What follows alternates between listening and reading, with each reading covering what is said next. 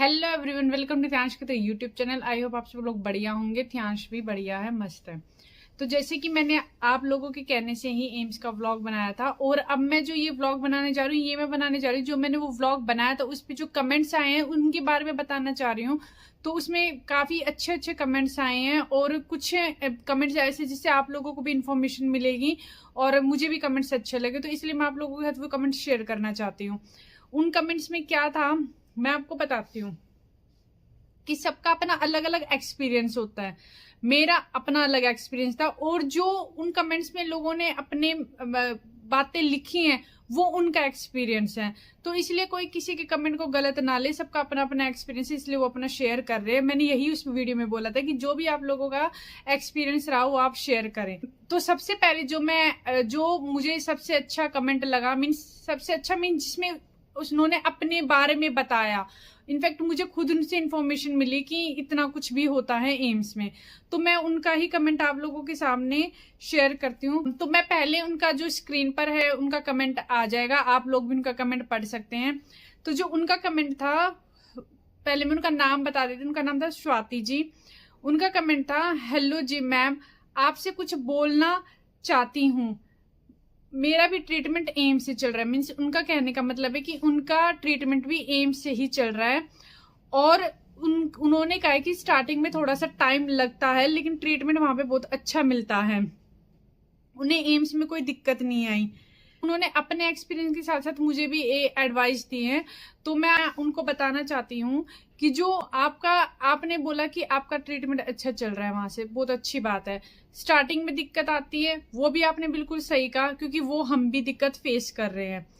दूसरा जो था ना कि इन्होंने बोला है कि मैम आप अपने बच्चे को इमरजेंसी में लेके जाओ, जब अगर उसको सीजर्स आ रहे हैं तो जब आप इमरजेंसी में उसे एडमिट करवाओगे तो वहां पे जाके वो उनके 2-3 दिन में सारे टेस्ट कर लेंगे। वो आप बिल्कुल मैम सही कह रहे हो, वो आप अपना एक्सपीरियंस बता रहे हो, शायद ऐसा आपके साथ हुआ हो। लेकिन जो मैं अपना एक्सपीरियंस शेयर कर रही हूँ वो ये है कि वो इमरजेंसी में तब तक बच्चे को नहीं लेते जब तक कंडीशन हद से ज्यादा क्रिटिकल ना हो।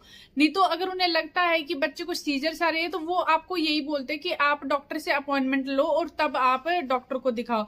और जो डॉक्टर की अपॉइंटमेंट मिलती है वो कम से कम 3 महीने की वेटिंग तो चलती है एम्स में, ये तो आप बिल्कुल मान के चलो। उसके बाद जब डॉक्टर, मान लो आपकी पहली अपॉइंटमेंट हुई, उसके बाद डॉक्टर आपको लिखते हैं कि भाई नेक्स्ट विजिट आपको कब लेनी है, 2 हफ्ते में लेनी है, 3 हफ्ते में लेनी है। फिर उसके हिसाब से फिर आपको जाके लाइन में लगना पड़ता है, फिर आपको अपनी जो अपॉइंटमेंट लेनी पड़ती है वो उसी दिन की आपको अपॉइंटमेंट देते हैं जिस दिन के डॉक्टर आपको बोल देते हैं। अब मैं आपके साथ एक छोटा सा एग्जाम्पल शेयर करती हूँ कि एक बच्ची थी, उसको भी प्रॉब्लम थी। वो एम्स में ही थी। जब मैं थियांश का ईजी का टेस्ट करवा रही थी तब वो लोग मुझे मिले थे वहां पे। तो उनका क्या था कि उनकी बेटी को, वो भी बहुत दूर से आए हुए थे, उनकी बेटी को कैंसर था, और उनकी बेटी 1.5-2 साल की थी बस, वो ज्यादा एज नहीं थी उसकी। तो जब वो कैंसर के ट्रीटमेंट के लिए आए एम्स, तो उन्हें भी यही मतलब लाइन में लगना पड़ा, डॉक्टर से मिलना पड़ा। लेकिन बच्ची की जो कंडीशन थी वो बहुत ज्यादा क्रिटिकल थी, मीन्स उसके मुंह से खून निकल रहा था। तो वो एम्स इमरजेंसी में लेके गए और वहां से उन्होंने तुरंत उसका इलाज शुरू हो गया। आज उस बच्ची की कीमोथेरेपी चल रही है वहां पे, और उन्हें इलाज करवाते हुए 7 महीने एम्स में हो गए हैं।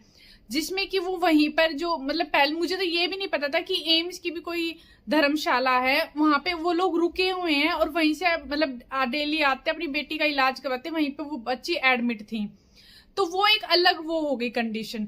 लेकिन जो थियांश की कंडीशन है वो थोड़ी सी अलग है। मे बी जो आप अपना एक्सपीरियंस बता रहे हो वो भी बिल्कुल सही है कि हाँ ऐसे होता है, लेकिन हमारे साथ ऐसा नहीं हुआ, इसलिए मैं ये बता रही हूँ। और उन्होंने एक और बात लिखी थी, जो उनका ये दूसरा कमेंट है वो मैं आपको बताती हूँ। उन्होंने लिखा है कि मैम देखो, बहुत तरह के लोग होते हैं, कुछ लोगों को नॉलेज नहीं होती। बिल्कुल, कुछ लोगों को नहीं, जो एम्स में जाते हैं ना उनको किसी को भी नॉलेज नहीं होती। हमें भी कोई नॉलेज नहीं थी कि वहां पे जाके कैसे ट्रीटमेंट कर। प्राइवेट हॉस्पिटल का और गवर्नमेंट हॉस्पिटल का, दोनों का ट्रीटमेंट करवाना बड़ा ही अलग है। क्योंकि प्राइवेट में तो आपको जल्दी जल्दी सब कुछ हो जाता है, लेकिन जो गवर्नमेंट में है उसमें जल्दी जल्दी नहीं होता। तो उस चीज की हमें वहां पे लाइनें ही इतनी लगती हैं कि पहले आपको इसकी लाइन लगानी, फिर उसकी लाइन लगा लें, फिर आपको रूम नंबर की लाइन, तो बहुत सारी लाइनें हैं जो ऐसा प्राइवेट में नहीं होता। पर चलो कोई बात नहीं, अगर आपको इलाज करवाना तो आपको लाइनों में भी खड़ा होना होगा जैसे हम लोग खड़े होते हैं, ठीक है। और उन्होंने कहा कि वो 13 साल से ऊपर हो गए वो एम्स में इलाज करवा रही है और अभी तक वो आधे से ज्यादा एम्स को समझ भी नहीं पाई है। एम्स को तो कोई भी मुझे नहीं लगता समझ पाएगा क्योंकि वो है इतना बड़ा हॉस्पिटल। तो और जब भी हम लोग भी जाते हैं तो हम सिर्फ अपने डिपार्टमेंट में जाते हैं जहां जहां हमें अपने बच्चे को दिखाना है, और क्या चल रहा है वो तो मैम किसी को भी नहीं पता चल पाता। दूसरा उन्होंने लिखा है कि जो समझ नहीं पाते इसलिए वो वहां जाके नेगेटिविटी फैलाते। तो मैं आपको बता दूं कि मैम नेगेटिविटी कोई भी नहीं फैला रहा है, कोई भी। सब लोग अपना एक्सपीरियंस शेयर कर रहे हैं कि उनका एम्स में एक्सपीरियंस क्या रहा। क्योंकि देखो अगर मान लो जैसे मान लो आपने बताया आपके लिए एम्स अच्छा है क्योंकि आपका ट्रीटमेंट वहां पे अच्छा हुआ, टाइम लगा लेकिन अच्छा हुआ। दूसरा अगर मान लो किसी को अभी तक ट्रीटमेंट मिला ही नहीं है, वो सिर्फ चक्कर ही लगा रहा है, तो वो नेगेटिव नहीं बोलता, वो ये बोलता है कि उनके साथ ऐसा हुआ। इससे तो कोई नेगेटिव नहीं फैलाता। अगर मान लो किसी का बच्चा वहां जाके सही हो गया तो उनके लिए वो चीज बढ़िया, मान लो किसी का बच्चा वहां जाके सही नहीं है तो उसके लिए वो चीज बेकार। तो ऐसी बात नहीं है, सब लोग बताते कि उनके साथ क्या हुआ है, वो अपना एक्सपीरियंस शेयर करते हैं। ऐसा बिल्कुल भी नहीं है कि कोई नेगेटिविटी फैलाता है, तो कोई नहीं फैलाता है। डॉक्टर का बहुत अच्छे है, गवर्नमेंट डॉक्टर भी बहुत अच्छे, प्राइवेट डॉक्टर भी बहुत अच्छे है।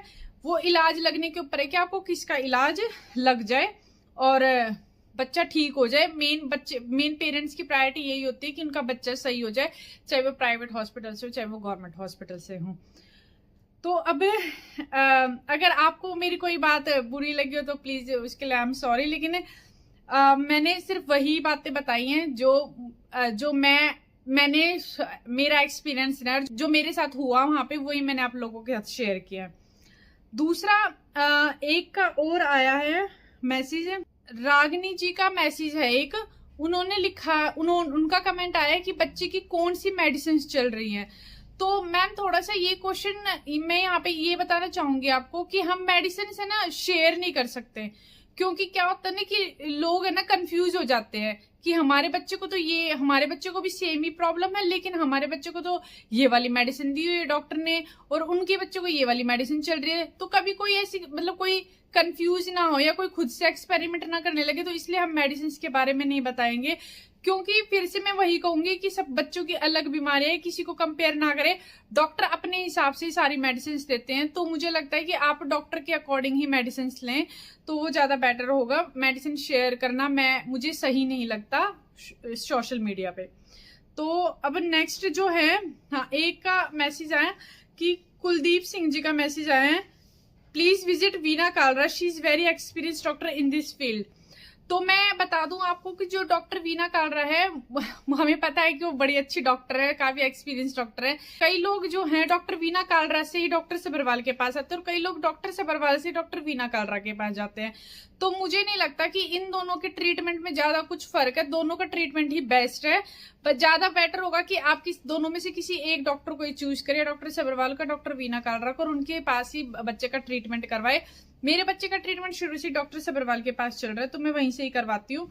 और नेक्स्ट जो है, हाँ एक बड़ा ही अच्छा कमेंट है भव्या जी का है, ये बहुत सारे हमें कमेंट्स करती है, मैसेजेस करती हैं, उसके लिए थैंक यू सो मच। और कहीं ना कहीं हमारा फायदा ही सोचती हैं। तो उनका है स्टीरॉइड्स के इंजेक्शन मत लगवाना प्लीज, इससे कोई फायदा नहीं, बस नुकसान होता है। आप मेडिसिन चेंज करवा सकते हो। कि मैं सिर्फ इतनी बात कहना चाहूंगी कि स्टीरॉइड्स तो ध्यांश को पहले भी दिए हैं, लेकिन जो इंजेक्शन है वो अब तक नहीं दिए हैं ध्यांश को। और जो उन्होंने कहा ना कि मेडिसिन आप चेंज करवा सकते हैं, मेडिसिन हम चेंज करवाए कैसे? मेडिसिन तो जितनी भी सीजर्स की थी ना उसको सारी मेडिसिन हम दे चुके हैं। आप बिलीव नहीं करेंगे, जब हम एम्स में गए ना तो हम पूरा पेपर बना के लेके गए थे, जो ध्यांश को जब से ये बीमार हुआ तब से लेके आज तक जो मेडिसिन दी गई है ना, हम सारी मेडिसिन लिख के लेके गए थे। और जो उससे उनको जो ध्यांश को उनसे साइड इफेक्ट हुए वो भी हम लिख के लेके गए थे। तो डॉक्टर ने भी पूरा पेपर देख के यही बोला कि सारी मेडिसिन तो आप दे चुके हो। उनका फिर दूसरा ये कहना था कि मेडिसिन चेंज तो नहीं, क्योंकि मेडिसिन तो सारी दे चुके हैं। उनका ये कहना था कि मेडिसिन बढ़ा सकते हैं लेकिन उससे भी कोई खास फर्क नहीं पड़ेगा। इसलिए उन्होंने जो हमें ये बोला था कि आप जो स्टीरॉइड के इंजेक्शन, जो अब तक ट्रीटमेंट में नहीं लिया गया है, ये आप दे सकते हैं। और इसके साथ एक थेरेपी होगी, मैंने आपको बताया था जो ब्रेन की थेरेपी होगी, उसके बारे में मुझे अभी पूरी डिटेल्स नहीं पता, जैसे मुझे पता चलेंगे मैं आप लोगों को जरूर बताऊंगी। तो हमने थोड़ा सा विचार किया कि हम ये चीजें करें, और फिर आप और जो आपकी हो एडवाइस वो आप हमें जरूर कमेंट बॉक्स में देना, क्या पता हमें कुछ और बातें पता चले इसके बारे में, क्योंकि हमें भी इसकी कोई नॉलेज इतनी है नहीं, फर्स्ट टाइम ही होगा ये भी जो ध्यांश के साथ होगा। देखो, हम सारी चीजें नेगेटिव नहीं सोच सकते हैं, हमें यही पॉजिटिव सोच के चलना है कि क्या पता इससे सीजर्स रुक जाए, बंद हो जाए, मतलब तो बस यही सोच के हम लोग चल रहे हैं। नहीं तो डॉक्टर ने ऑप्शन तो एक और भी दिया था, मैंने आप लोगों को बताया था एक और ऑप्शन जिसके लिए मैं एग्री नहीं थी, और मैं उसके लिए कभी एग्री करूंगी भी नहीं। हाँ, एक और क्वेश्चन था प्रतिभा जी का है कि आप ध्यांश को आयुर्वेदिक ट्रीटमेंट दीजिए, एम्स में बहुत टाइम लगता है फर्स्ट विजिट में, लेकिन हमें तो फायदा हुआ है एम्स से। उनका कहना है कि आप आयुर्वेदिक ट्रीटमेंट दीजिए। तो मैम आप जब आपने मुझे यही बोल दिया कि आप आयुर्वेदिक ट्रीटमेंट दीजिए, फिर आपने बोला कि एम्स में बहुत फायदा भी होता है, तो अब आयुर्वेदिक ट्रीटमेंट अलग हो गया, एम्स अलग हो गया, तो मतलब आपने एक ही मैसेज में दोनों बातें लिख दी कि आप आयुर्वेदिक ट्रीटमेंट भी दीजिए और आप एम्स में भी, मतलब मुझे लगता है शायद आप ये कहना चाहते हो हमसे कि आप आयुर्वेदिक ट्रीटमेंट भी दीजिए और एम्स में भी दिखाइए।